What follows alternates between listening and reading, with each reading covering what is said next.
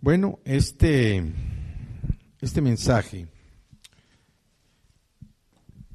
no es continuación del pasado que nos cargaba el payaso.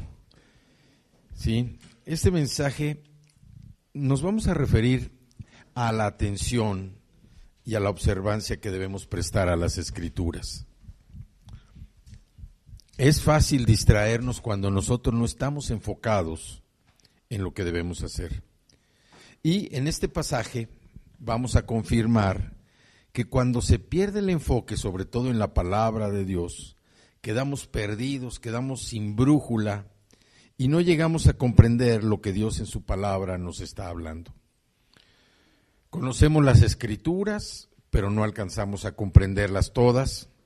Es cierto que no vamos a entender todo lo que está escrito en ellas, porque lo vamos a hacer hasta que estemos frente a Cristo. Pero también es cierto que la revelación que nos trae el Espíritu Santo, cuando meditamos en la palabra, abre nuestro entendimiento a los aspectos que Dios quiere que tomemos para aplicar a nuestra vida. Debemos comprender también que lo único permanente hoy es el cambio. Y lo vemos en todos lados, todo está cambiando, todo está cambiando. Había, no sé si se acuerden, pero hubo una generación de los baby boomers, aquellos de los 1950, luego vino la generación X, luego la generación de los millennials, hoy estamos con la generación Z, ¿sí? Entonces, el mundo sigue cambiando, hay toda una teoría respecto a esta nueva generación de las personas que nacieron entre 1998 y el año 2005. Es una generación que trae aspectos pues diferentes a los millennials. Entonces, todo lo permanente que hoy tenemos es el cambio. Y Dios quiere también que nosotros cambiemos, que nosotros nos permanezcamos en ese constante cambio. Dice en el libro de Romanos que debemos renovar nuestra mente. Y esto es necesario para tener una vida que cada día sea diferente. No podemos seguir nosotros, dice también la Escritura, que no traigamos a memoria las cosas pasadas, las cosas antiguas, sino que todo tiene que ser nuevo, todo lo que nosotros tenemos que hacer tiene que ser nuevo, todo. ¿Para qué? Para que podamos sentir el amor de Dios precisamente. Si ya lo sentimos de una manera, lo vamos a sentir de otra manera. El amor de Dios es permanente. Nosotros como sus hijos somos ese objeto de amor de parte de Él para que nosotros también podamos mostrar ese amor a las personas que nos rodean y no importa la circunstancia o la situación que estemos enfrentando, que estemos viviendo, sea algo bueno, algo no tan bueno, algo regular. Pero también otra de las desventajas que nosotros tenemos cuando perdemos el foco en la Escritura es dejar pasar la oportunidad de disfrutar de la bendición que tiene para nosotros la aplicación de la palabra en nuestra vida. Y también esto trae como consecuencia, cuando perdemos el foco, que uno muchas veces se llene de temor, se llene de miedo, se llene de aflicción, se llene de angustia, se llene de duda de lo que dice la palabra de nosotros. Y esto mismo fue lo que pasó precisamente con los discípulos de Jesús. Cuando ellos perdieron el foco del mensaje central que Jesús les daba, ellos cayeron en una gran aflicción, en una terrible aflicción. ¿Por qué? Porque perdieron el foco del mensaje central que Jesús les estaba dando. Hoy vamos a ver dentro de nuestra Biblia algunos pasajes del capítulo 24 de Lucas. Este capítulo trata sobre la resurrección y la ascensión de Jesús. No nos vamos a referir nosotros a la resurrección concretamente ni la ascensión, sino lo que vamos a ver es qué es lo que sucedió y cómo es que los discípulos habían perdido el foco de lo que Jesús les había estado enseñando. Entonces, aquí también vemos cómo se enfatiza en la resurrección, dentro de este capítulo, y la diferencia que esto hace, o más bien que esto hizo precisamente en la vida de los discípulos. Entonces vamos a abrir nuestras Biblias en Lucas capítulo 24. Yo voy a estar leyendo la versión Reina Valera. Y vamos a leer en esta primera parte los versículos del 1 al 12. Dice el versículo primero, dice: el primer día de la semana, muy de mañana, vinieron al sepulcro trayendo las especias aromáticas que habían preparado y algunas otras mujeres con ellas.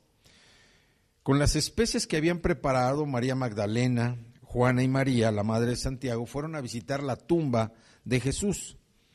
Dice, y hallaron removida la piedra del sepulcro. O sea, ya no estaba la piedra enfrente, ya la habían movido, y entrando no hallaron el cuerpo del Señor Jesús.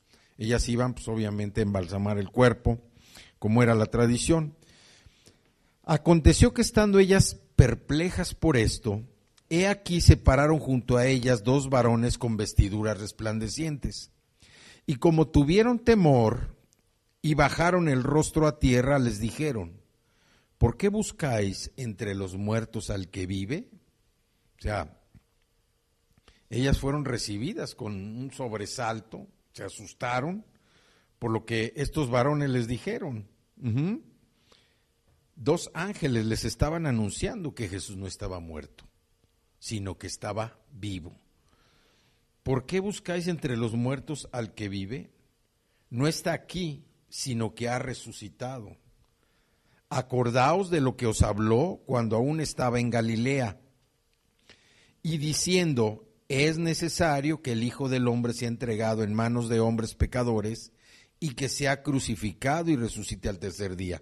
Aquí los ángeles todavía les repitieron palabras de Jesús a estas mujeres. Entonces ellas se acordaron de las palabras, de Jesús, se acordaron que ya lo habían escuchado, ¿sí? Y se salieron del sepulcro, se fueron rápidamente donde estaban los 11 discípulos, y dice que dieron nuevas de todas estas cosas a los 11 y a todos los demás. Eran María Magdalena y Juana, y María madre de Jacobo, y las demás con ellas, quienes dijeron estas cosas a los apóstoles. El 11 dice: mas a ellos les parecían locura las palabras de ellas, y no las creían. Pero levantándose Pedro, corrió al sepulcro, y cuando miró dentro vio los lienzos solos, y se fue a casa maravillándose de lo que había sucedido.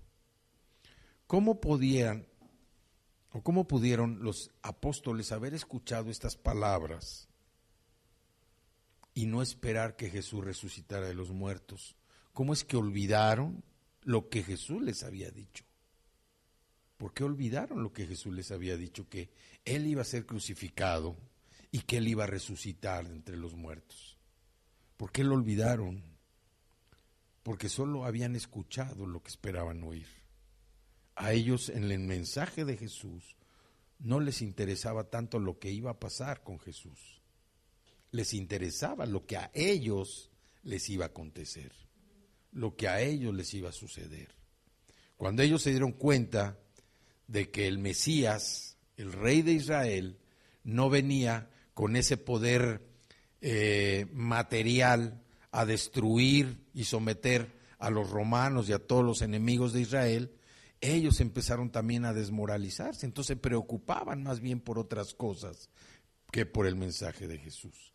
Ellos empezaron a perder el foco cuando vieron que lo que ellos esperaban no era lo que Jesús les estaba diciendo. Vamos a la segunda parte, ¿sí? O sea, ellos habían escuchado lo que querían oír. Ellos habían escuchado lo que querían oír.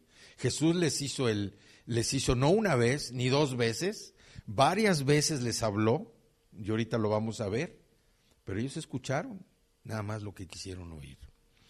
Vamos a Lucas 24, ahí mismo, del 13 al 35. Es el camino a Emaús, esto lo vimos ya ahorita en parte de la palabra de la semana. Dice el 13. Y he aquí, 2 de ellos iban el mismo día a una aldea llamada Emaús. Emaús habíamos dicho que estaba como a 7 millas de Jerusalén, que estaba, bueno, aquí dice a 60 estadios de Jerusalén, e iban hablando entre sí de todas aquellas cosas que habían acontecido. Sucedió que mientras hablaban y discutían entre sí, Jesús mismo se acercó y caminaba con ellos, mas los ojos de ellos estaban velados para que no lo conociesen. Y les dijo, ¿qué pláticas son estas que tenéis entre vosotros mientras caminan? ¿Y por qué están tristes? Respondiendo uno de ellos, que se llamaba Cleofas, le dijo, ¿eres tú el único forastero en Jerusalén que no ha sabido las cosas que en ella han acontecido en estos días? Entonces él les dijo, ¿qué cosas? Y ellos le dijeron, de Jesús Nazareno, que fue varón profeta, poderoso en obra y en palabra delante de Dios y de todo el pueblo, y cómo le entregaron los principales sacerdotes y nuestros gobernantes a sentencia de muerte y le crucificaron. Y aquí viene parte de lo que comentábamos ahorita, el 21. Dice, pero nosotros esperábamos que Él era el que había de redimir a Israel, de acuerdo a lo que ellos sentían o a lo que ellos creían. Y ahora, además de todo esto, hoy es ya el tercer día que esto ha acontecido. Dice, aunque también nos han asombrado unas mujeres de entre nosotros, las que antes del día fueron al sepulcro, y como no hallaron su cuerpo, vinieron diciendo que también habían visto visión de ángeles, quienes dijeron que él vive. Y fueron algunos de los nuestros al sepulcro y hallaron así como las mujeres habían dicho, pero a él no le vieron, o sea, no vieron el cuerpo de Jesús. Entonces él les dijo, Jesús les dice, oh insensatos y tardos de corazón para creer todo lo que los profetas han dicho. O sea, tanto tiempo que se les estuvo hablando, se les estuvo diciendo, y cómo no lo han creído. ¿No era necesario que el Cristo padeciera estas cosas y que entrara en su gloria? Y comenzando desde Moisés y siguiendo por todos los profetas, les declaraba todas las escrituras lo que de él decía. O sea, Jesús les estuvo prácticamente repasando todas las escrituras, toda la Biblia, todo el Pentateuco, en ese caminar. Dice, llegaron a la aldea donde iban y él hizo como que iba más lejos. Mas ellos le obligaron a quedarse diciendo, quédate con nosotros porque se hace tarde y el día ya ha declinado. Entró pues a quedarse con ellos. Y aconteció que estando sentado con ellos a la mesa, tomó el pan y lo bendijo, lo partió y les dio. Entonces les fueron abiertos los ojos y le reconocieron, mas él se desapareció de su vista. Jesús vino, cumplió su cometido, les recuerda, pues no leyeron ustedes, no estaban enterados de lo que iba a suceder. ¿Cómo es que estaban dudando? Dice, él se desapareció de su vista y se decían el uno al otro, ¿no ardía nuestro corazón en nosotros mientras nos hablaba en el camino y cuando nos abría las escrituras? Pues era Jesús el que les estaba dando el repaso de las escrituras. Y levantándose en la misma hora volvieron a Jerusalén y hallaron a los 11 reunidos y a los que estaban con ellos, que de Simón. Entonces ellos contaban las cosas que les habían acontecido en el camino y cómo habían... Aquí vemos que solamente en este evangelio se registra esta aparición de Jesús. Bueno, pues iban caminando, iban metidos en lo que acababa de suceder, dicho, con lo que estaba sucediendo. Sin embargo, aquí su conversación revela que es de Jesús, ¿sí? Revelaron sus sentimientos, no solamente por cómo se veían, porque Jesús les dijo, dice, ¿qué pláticas son estas que tienen entre ustedes mientras caminan? ¿Y por qué están tristes? Entonces de ahí inicia una discusión de Jesús con ellos, precisamente para enfocarlos en qué, en que se habían olvidado de lo que habían escuchado de parte de él.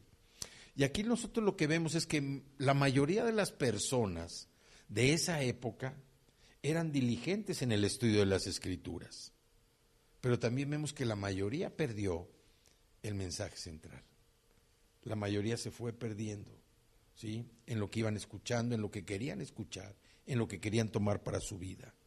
Enfocaron su atención más en la presentación del Mesías como el nuevo rey de Israel, que los iba a salvar físicamente, que iba a convertir su vida físicamente, que les iba a dar a lo mejor puestos en el gobierno, que iba a desterrar, que iba a destruir a los romanos, más que en el mensaje de Cristo. Y esto también habla de nosotros muchas veces en no perdernos en el mensaje central de Jesús, no perdernos en lo que dice la Escritura, no tomar las cosas muchas veces de lo que nosotros queremos oír. Es muy fácil y es más agradable escuchar lo que queremos oír. Es muy padre estar escuchando cosas pues que nos hacen sentir bien, pero la Escritura también nos confronta muchas veces. Es cierto que todos tenemos como fundamento de nuestra fe a Jesucristo. Todos sabemos que Él va a venir por segunda vez, que Él nos está preparando y que también Él no nos ha llamado a tener una vida de infierno. Él nos ha llamado a tener una vida abundante, pero esa vida abundante tiene que estar sustentada principalmente en la relación que nosotros tenemos del Señor y el conocimiento que tenemos de la Escritura. ¿Por qué? Porque la Escritura va trabajando en nuestro corazón de tal manera que tenemos que estarla aplicando en nuestra vida. Y si nosotros no podemos entender parte de la Escritura para aplicarlo a nuestra vida, es como si estuviéramos pues nada más quedándonos con lo que estamos entendiendo. Por eso la oración es importante también cuando nosotros estamos escuchando. Las personas que vivían en el tiempo de Jesús eran personas letradas, eran personas que le invertían mucho tiempo al estudio de las Escrituras, pero la mayoría perdió el mensaje central. Vemos aquí cómo Jesús también les habla desde Moisés, pasando por los profetas, para decir todo lo que había en la Escritura, todas las promesas, todas las profecías que hablaban del Mesías, que venían en la Escritura, cómo iban a ser reforzadas, cómo iban a ser cumplidas precisamente con la llegada de Jesús.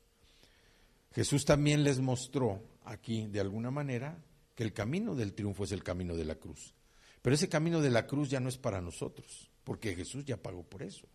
El camino de la cruz es el camino del triunfo, es el camino donde nosotros reconocemos primeramente que nuestro lugar no está ahí. Nuestro lugar está ahora con Cristo. Nuestro lugar es un lugar distinto. Nuestra vida es una vida distinta. Muchas personas entienden que el cargar la cruz es cargar el sufrimiento. Y ahí lo que están haciendo, están negando precisamente lo que Jesús vino a hacer. Ya nosotros no tenemos que andar cargando una cruz para todos lados. Nuestra cruz, la cruz a la que se refiere la Biblia, es la cruz que nosotros tenemos de esas cosas que no permiten que tengamos una vida recta, una vida de justicia. A veces tenemos que luchar contra el orgullo, tenemos que luchar contra la avaricia, tenemos que luchar contra la falta de perdón, tenemos que luchar contra la falta de fe, con la duda, tenemos que luchar con la mentira, a veces con la infidelidad. Todo eso es la cruz que nosotros tenemos que estar dejando. Entonces, vemos aquí cómo ellos finalmente entendieron que era Jesús el que estaba a un lado. A diferencia de nosotros, Jesús ya mora en nosotros. Nosotros ya no tenemos que estar esperando. A veces vamos caminando y caminamos a veces como si estuviéramos solos. Más bien a nosotros se nos olvida que Jesús viene con nosotros. Y esto es una reflexión importante que nosotros debemos tener. Si Jesús mora en nuestro corazón, nosotros sabemos que Él está caminando con nosotros. Dice el 31, entonces les fueron abiertos los ojos y le reconocieron, mas Él se desapareció de su corazón. ¿Sí? Ellos reconocieron a Jesús cuando les explicó las Escrituras y lo confirmaron cuando partieron el pan. Ahora ellos sabían que sus corazones se habían consumido dentro de ellos. ¿Por qué? Porque habían caminado con el Señor. Vamos a ver las veces que Jesús les estuvo dando el mensaje, pero los entornos eran diferentes. Vamos a Mateo, capítulo 16, y vamos a ver el versículo 21. Aquí Jesús anuncia su muerte, dicen algunos títulos de la Biblia. Y aquí el entorno es que ellos estaban en Cesarea de Filipo. Y esta declaración de Jesús viene después de que Pedro reconoce, ¿sí? Que le dice que él es el Cristo, ¿sí? Y Jesús que le dice, bienaventurado tú, Simón, hijo de Jonás, porque no te lo reveló ni sangre ni carne, sino mi Padre que está en los cielos. Pero aquí también en este versículo dice, desde entonces comenzó Jesús a declarar a sus discípulos que le era necesario ir a Jerusalén y padecer mucho de los ancianos, de los principales sacerdotes y de los escribas. Y luego que dice, en la Reina Valera dice, y ser muerto y resucitar al tercer día. Vamos a Mateo 17, 22 y 23. Aquí Jesús anuncia otra vez su muerte. Y el entorno es después de la transfiguración de Jesús. Pedro y los otros discípulos que estaban con él vieron a Jesús cómo estaba platicando. Y Pedro, no hombre, se asombra y le dice, Señor, vamos a construir para ti 3 enramadas, una para ti, otra para Elías, otra para Moisés. Pero dice que cuando ellos estaban viendo eso, se cubrió y se oyó una voz que decía, este es mi hijo amado, estoy muy complacido con él. Escúchenlo, escúchenlo. Escuchen a mi hijo amado, escuchen a Jesús. Ellos ya sabían que Jesús era el Hijo de Dios. Pedro ya le había declarado que era el Cristo y que no se lo había dicho nadie, sino que se lo había revelado el Espíritu. Entonces Pedro ya sabía, dice, escúchenlo, ¿sí? Mientras bajaban de la montaña, en el versículo 9 de ahí dice, Jesús les encargó, no le cuenten a nadie lo que han visto hasta que el Hijo del Hombre resucite. Y esto, pues, para los discípulos nada que ver con la pregunta que le hacen después. Porque ellos le dicen, oye, ¿por qué dicen los maestros de la ley que Elías tiene que venir primero? O sea, Jesús ya le responde, ¿por qué? Pero ahí quedó el asunto. Después viene que Jesús sana a un muchacho endemoniado. Y cuando están reunidos en Galilea, Jesús les repite la advertencia de que moriría al tercer día. Que moriría y al tercer día resucitaría. En el versículo 22 dice, estando ellos en Galilea, Jesús les dijo, el Hijo del Hombre será entregado en manos de hombres, y le matarán, mas al tercer día resucitará. Y ellos se entristecieron de gran manera. Pero fue una tristeza igual, una tristeza temporal, una tristeza porque ellos no estaban escuchando lo que querían oír. Que Jesús venía a desaparecer al Imperio Romano, que venía a darle los puestos de eminencia a ellos y que ellos finalmente iban a ser liberados de la esclavitud de los romanos. Es lo que ellos querían escuchar. En Mateo 20, allá adelante, 20, 17 y 19, Jesús predice de nuevo su muerte. Dice, subiendo Jesús a Jerusalén, tomó a sus 12 discípulos aparte en el camino y les dijo, he aquí subimos a Jerusalén y el Hijo del Hombre será entregado a los principales sacerdotes y a los escribas y le condenarán a muerte. Y le entregarán a los gentiles para que le encarnezcan, le azoten y le crucifiquen, mas al tercer día resucitará. Y en Mateo 26, 30 al 35, ahí Jesús predice la negación de Pedro. Dice el 30, y cuando hubieron cantado el himno, salieron al monte de los olivos. Entonces Jesús les dijo, todos ustedes se escandalizarán de mí esta noche, porque escrito está, herirá al pastor y las ovejas del rebaño serán dispersadas. Pero después que haya resucitado, iré delante de ustedes a Galilea. Respondiendo Pedro le dijo, aunque todos se escandalicen de ti, yo nunca me escandalizaré. Jesús le dijo, de cierto te digo, que esta noche antes que el gallo cante me negarás 3 veces. Pedro le dijo, aunque me sea necesario morir contigo, no te negaré. Y todos los discípulos dijeron lo mismo. Al final, ¿qué sucedió? Que todos huyeron, ¿sí? Entonces, aquí lo que estamos viendo es el mensaje de Jesús. Varias veces les dijo lo que iba a suceder, Pero los ojos, los oídos de ellos estaban en otro lugar. Estaban atendiendo más bien su necesidad personal que tratando de escuchar lo que Jesús les estaba diciendo. Ellos no querían, bloquearon sus oídos, les entró por un lado y les salió por otro. Así nosotros debemos tener mucho cuidado con la Escritura. La Escritura es una cosa muy seria. Nosotros debemos tratar de entender, y a veces no es necesaria una vez, ni dos, ni tres, es necesario leer varias veces. Necesitamos estudiar, no leer la Escritura, meditar en la Escritura, para poder entender lo que Dios nos está hablando. La discusión de los discípulos era quién iba a ocupar el lugar de Jesús. Esa era su discusión. Eso era lo que ellos estaban buscando. Oye, pues ahora que se va el maestro, ya está diciendo que se va a ir. ¿Quién se va a quedar en su lugar? Entonces, ¿quién iba a ser la autoridad de ellos? ¿Quién iba a representar al jefe? ¿Quién iba a ser el que los iba a dirigir? ¿Quién iba a tener la autoridad? En Mateo 20, 26 y 27, ¿sí? Son palabras de Jesús al oír que sus discípulos estaban discutiendo sobre quién sería el mayor entre ellos. Dice, mas entre vosotros no será así, sino que el que quiera hacerse grande entre ustedes será su servidor, y el que quiera ser el primero entre ustedes será su siervo. El primero, Jesús lo que está diciendo es que el primero en el cargo de responsabilidad es el que tiene que servir a los demás.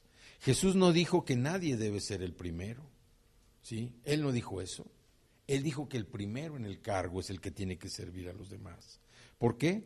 Porque Él no vino a anular en el ser humano el deseo de ser el primero. Eso no lo vino a anular Jesús.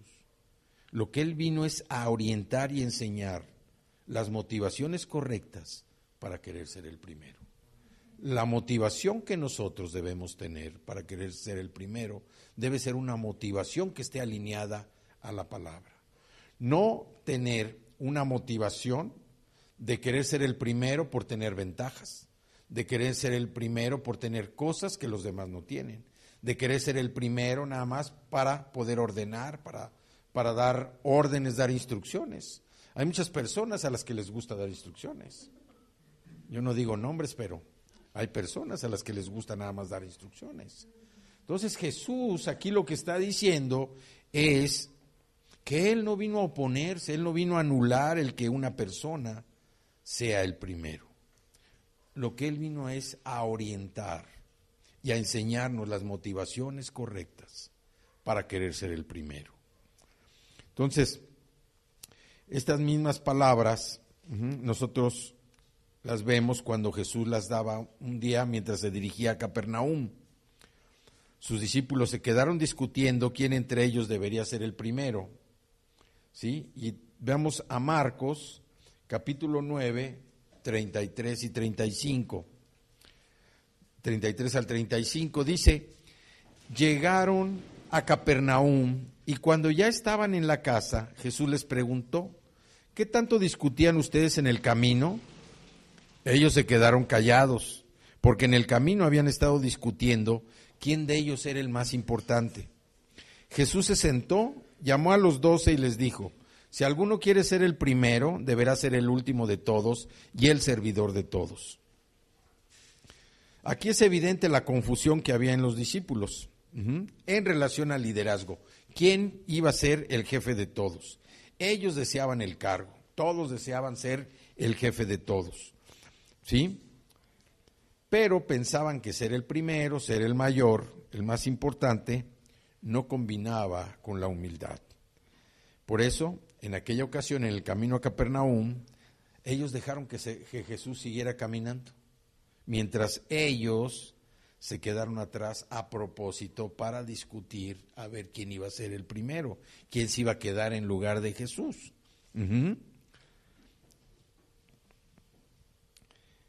Ellos en el fondo consideraban que estaba mal. Sin embargo, Jesús, cuando se percata de esto, de la confusión, de los discípulos, él conocía la intención oculta del corazón. Él sabía que era lo que buscaban, una posición de eminencia. ¿Sí? ¿Quién iba a ser el mayor de entre todos? Cuando no estuviera Jesús, ¿quién iba a ser el jefe? Y al llegar a casa los reunió para discutir el asunto y les pregunta sin mayor preámbulo, sin rodeos, ¿qué tanto discutían ustedes por el camino? Ellos se quedaron en silencio porque sabían que habían discutido quién de ellos iba a quedarse en el lugar de él. Se sentían culpables, no dijeron una palabra y se quedaron callados. Jesús les dijo que el problema no radicaba en el deseo de ser el primero, repito, sino en las motivaciones para querer serlo. La motivación es algo que tiene que surgir de la relación que nosotros tenemos con el Señor. Nuestra motivación tiene que ser una motivación acorde a lo que dice la Escritura. Si nosotros queremos ser el primero, pues tenemos que mostrar un carácter de humildad, un carácter de servicio. Lo que Jesús vino a enseñar, humildad, servicio, amor, eso es lo que uno tiene que mostrar si quiere ser el primero. No querer ser el primero por mandar, por ordenar, por tener privilegios que los demás no tienen. Eso no es una motivación sana ni correcta. Veíamos que los discípulos fueron perdiendo el foco en el mensaje de Jesús porque ellos tenían otras motivaciones. La motivación como muchas veces nosotros también tenemos. A veces hacemos cosas por una motivación que no es genuina, que no es auténtica. A veces queremos comportarnos de una manera adecuada, políticamente correcta, pero bíblicamente incorrecta. Y lo que la palabra nos enseña es que nos debemos comportar bíblicamente correctos, aunque políticamente sea incorrectos. Entonces, vemos que Jesús aquí les dice que no tenía nada de malo desear ser el líder, ser el jefe, ser el mayor, pero que debían tener la idea correcta de lo que esto significaba. Si alguno quiere ser el primero, deberá ser el último de todos y el servidor de todos. Si nosotros queremos, así como los discípulos, que perdieron el foco también, querer ordenar, querer mandar, querer ser el primero por tener privilegios que los demás no tienen, esa no es una motivación correcta. Nuestra motivación viene del ejemplo de Cristo. Una motivación que debe sustentarse en la humildad, en la sencillez, en el amor, en el servicio, en la ayuda, en la disposición, no en querer sacar una ventaja. ¿Sí? Pues yo te ayudo porque sé que más adelante pues voy a necesitar algo de ti. Nuestra ayuda tiene que ser desinteresada. Y como los discípulos seguían mostrando su carácter carnal, fueron perdiendo el enfoque de lo que Jesús les había dicho varias veces, no una, no dos ni tres veces. Lo que Él les había dicho en su mensaje, ellos fueron perdiendo el foco. Y nosotros debemos aprender que cuando nos centramos en la Escritura, tratar de captar todo lo que dice para no perder el foco. Lo que Dios nos está hablando a veces viene en una palabra, a veces viene en una frase, a veces viene en un versículo, a veces viene en un pasaje. Debemos estar atentos con toda nuestra atención, meditando la Escritura para poder entender lo que Dios nos quiere decir.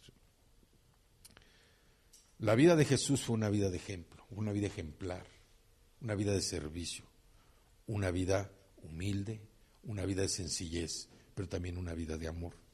Y millones de personas se inspiraron precisamente en Él para cambiar su manera de vivir. Jesús rompió los parámetros establecidos por la sociedad en que vivía y conquistó con su amor y su servicio a muchas personas. Y es lo que Jesús ha hecho con nosotros hoy en día también. Él nos ha conquistado con su amor, con su servicio, con su atención a nuestras oraciones, con su atención a nuestras necesidades. Él nos ha conquistado. Entonces, ser el primero no es empujar, ser el primero es inspirar, ser el primero no es ordenar ni mandar, es hacer que las personas sientan ganas de realizar las cosas. Y si nosotros queremos ser los primeros, debemos tener la capacidad, debemos ser capaces de amar, pero también de ser amados. De modo que las personas verdaderamente sientan el amor de Cristo por medio de nosotros. Para nosotros, pues sabemos que este es un peregrinar, nosotros somos peregrinos en este mundo. Y mientras estemos aquí, pues existe la tendencia de querernos apartar de las instrucciones divinas, de las instrucciones de Cristo. Por eso Pablo, aquí también, le aconsejó a su joven discípulo Timoteo, en 2 de Timoteo, capítulo 4, versículos del 1 al 4.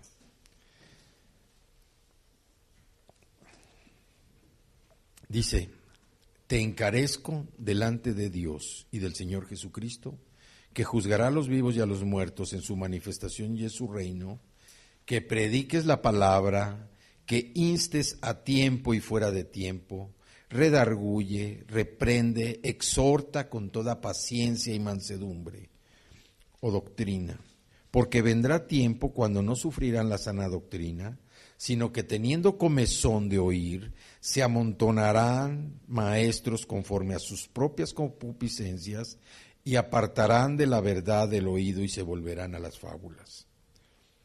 Pablo nos dice que a medida que nos aproximemos a la venida de Cristo, hoy podemos decir, bueno, es un año más o un año menos, un año más de vida, pero un año menos para la venida de Cristo.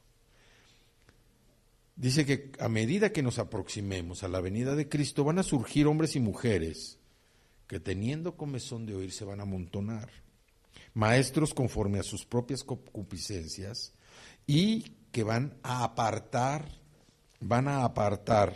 de la verdad el oído y se volverán a las fábulas, a las cosas que parecen pero que no son, cosas que tratan de ser lo que dice la Biblia pero que en realidad no son. Por eso debemos tener mucho cuidado en estar estudiando la palabra, en estar meditando la palabra, no tomar las cosas así rápido como es o nada más lo que me conviene, sino verdaderamente ver lo que Dios nos quiere hablar por medio de la meditación en la palabra. Y aquí vemos que Pablo le está aconsejando a Timoteo que como líder espiritual predique la palabra, que lo haga en tiempo, que lo haga fuera de tiempo, que redarguya, esto es que amoneste, que reprenda, que exhorte, pero que lo haga con paciencia y mansedumbre, con paciencia y doctrina.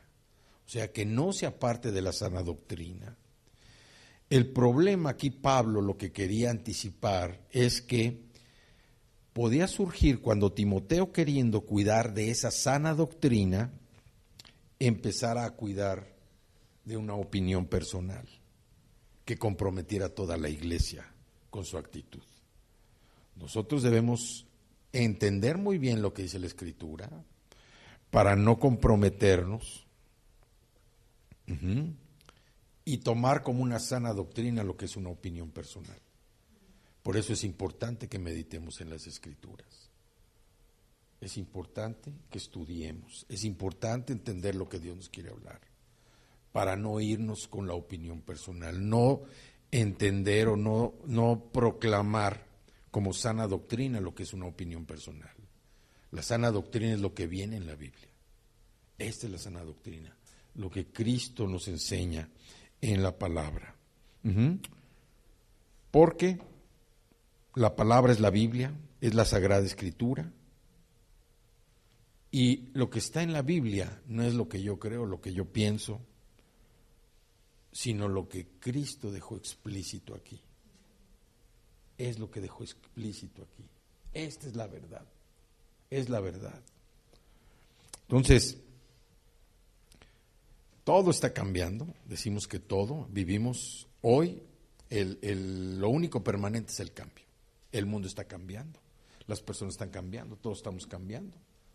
Los jóvenes se están haciendo más jóvenes, están madurando, los niños se están haciendo jóvenes, y lo único que permanece son los principios de la palabra del Señor. Bueno, y nosotros también, ¿no? ¿Sí? Entonces, si vemos el propósito precisamente de todo esto, cómo perdieron los discípulos el enfoque, cómo no le creyeron a las mujeres la resurrección, no le creyeron, dice que no le creyeron. Pedro tuvo que ir corriendo a ver qué había pasado, pero ya el Señor varias veces se los había dicho.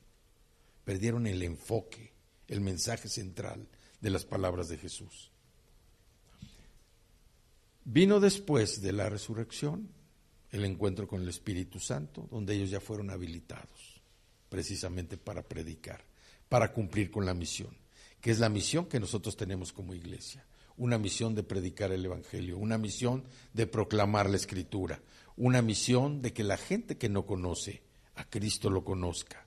Y ese es el objetivo de la iglesia. Finalmente ellos fueron preparados, pero dentro de este proceso ellos tuvieron que sufrir, porque después de la resurrección ellos se tuvieron que esconder. Se tuvieron que esconder, porque dijeron, nos van a culpar ahora de lo que pasó con el cadáver, nos van a inculpar, nos van a apresar, nos van a matar. Tuvieron que esconderse por no haber puesto atención en el mensaje central de Jesús. Realmente Jesús eso vino y les decía en parábolas, pero les explicaba al final, voy a morir, me van a crucificar, pero voy a resucitar al tercer día. Pero ellos estaban pensando más, no, pues a ver, ya vino el Mesías, ya lo reconocimos como el Hijo de Dios, Él es el Rey de Israel, vamos a esperar a que destruya a todos los romanos, vamos a esperar a que esto cambie, a ver qué puestos nos van a dar, quién se va a quedar cuando el maestro se vaya, quién va a ser el primero, quién va a ser el mayor, quién va a tener los privilegios. Ellos era lo que estaban pensando, su mente natural, cuando Él les estaba diciendo, yo voy a morir, pero voy a resucitar. Ellos no tenían necesidad ya de pasar aflicciones, porque Jesús les había dicho, voy a resucitar, los voy a acompañar a Galilea. Pero ellos, como perdieron el foco del mensaje, estaban sufriendo. El mensaje para nosotros hoy es, pongamos atención en las Escrituras para evitarnos tiempos de aflicción, para evitarnos tiempos de duda, tiempos de temor. La verdad viene en la Escritura. Y las palabras de Cristo nos hacen sentir una gran alegría, un gran gozo de saber que nosotros como hijos de Dios ya no tenemos que correr el mismo camino como a veces lo hacemos de la gente del mundo. Somos hijos de Dios. Nuestra condición es diferente. Pero todo está en que verdaderamente creamos que somos hijos de Dios, que somos hijos de Dios. Y para terminar, no debemos olvidarnos de nuestra misión. Nuestra misión es compartir el Evangelio. Nuestra misión es que la gente que no conozca a Cristo lo conozca. Esa es la misión de nosotros. Es la misión de la iglesia. Hay que amar a las personas, interesarse por las personas, entender su necesidad, tratar de suplir su necesidad, presentarles a Cristo. Y como decíamos en otro de los mensajes, no llegar y agarrar a bibliazos a las personas. Tenemos que llegar primero por interesarnos por la persona, así como Jesús se interesaba precisamente por las personas. Entonces, nosotros debemos estar preocupados porque la iglesia cumpla con su misión. ¿Su misión cuál es? Presentar a Cristo. Esa es la misión. Nuestro ministerio principal, ya cada uno de nosotros lo sabemos, pero como iglesia, nuestra misión es proclamar el Evangelio. Para terminar, un pequeño breviario nada más. Creo que 2018 ha sido un gran año para todos. Dios, con su misericordia, nos tiene aquí reunidos, nos tiene de pie,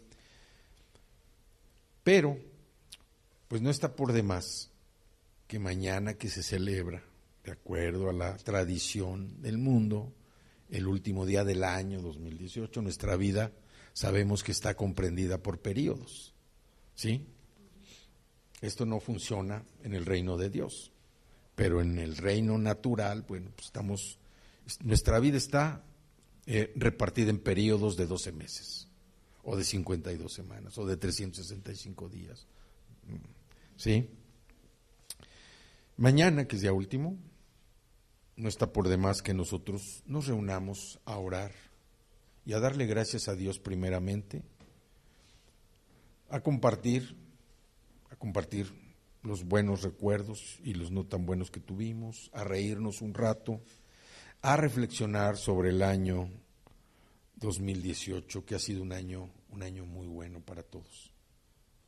Aún y cuando pasamos cosas, pues, tristes, cosas difíciles, dolorosas, pero hay que recordar que dice la Escritura que todo nos ayuda bien. Y yo creo que todos los que pasamos cosas difíciles, dolorosas este año, todo nos ayudó a bien, porque crecimos en algunas áreas, porque entendimos otras, pero lo más importante que aprendimos, a depender más del Señor. Amén. Tenemos que disfrutar de la presencia de Dios para cerrar 2018 y estar listos para aterrizar en el 2019 de la mejor manera posible, dándole gracias a Dios por su misericordia, por el amor, por todo lo que Él ha hecho en nosotros.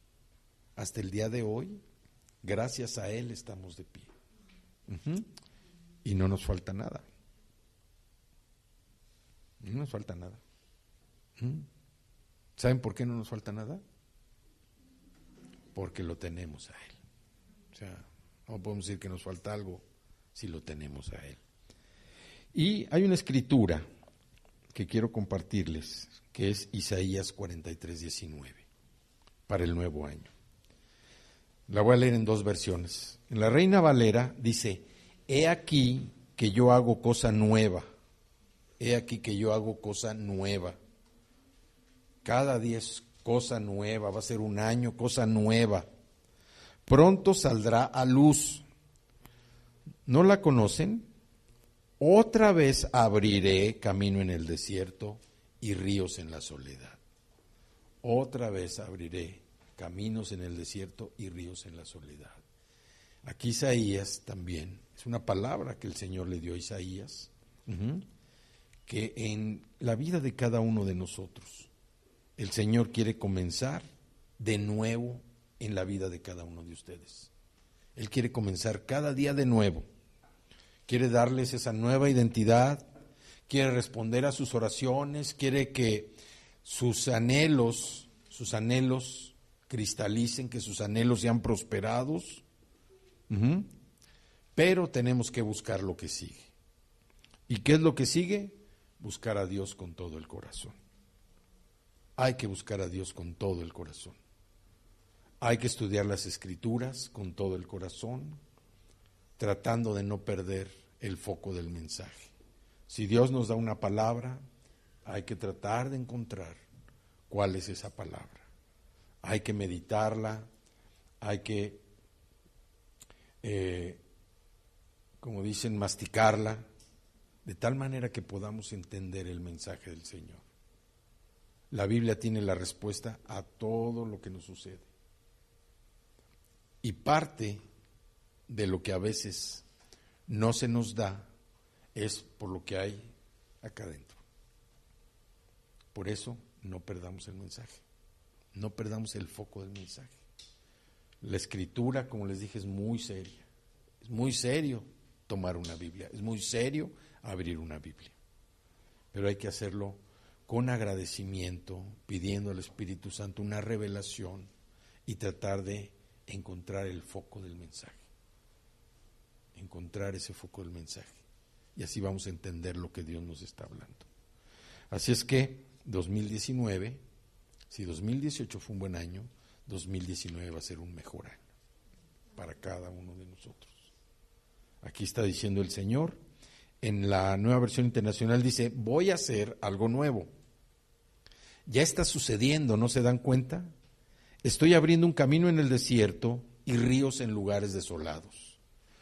No tenemos por qué sentirnos solos, no tenemos por qué sentirnos como en el desierto. El Señor está con nosotros. Hay que buscarlo con todo el corazón. Él responde a nuestras peticiones. Él quiere darnos una nueva identidad cada día. Él quiere darnos un día nuevo, un año nuevo, una semana nueva, una hora nueva. Aprovechemos la disposición del Señor para que nosotros podamos ser benditos.